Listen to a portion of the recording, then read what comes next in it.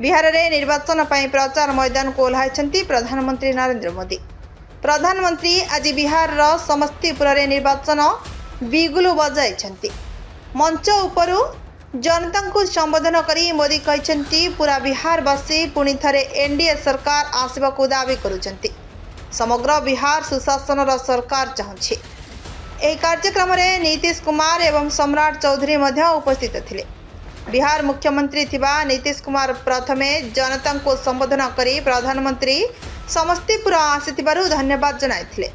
मोदी कहते आसंता काली छठ पर्व एथिपाई समस्त को शुभेच्छा जनाउछि।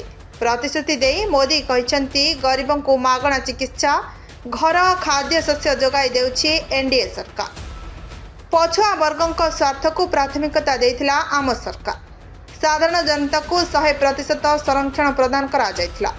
एनडीए सरकार गरीब मानक डाक्तरी शिक्षा पर 10% संरक्षण प्रदान करथिले। आम सरकार ओबीसी वर्ग को संवैधानिक मान्यता प्रदान करिछि। एनडीए सरकार नूतन जातीय शिक्षा नीति रे स्थानीय भाषा को प्राथमिकता देछि।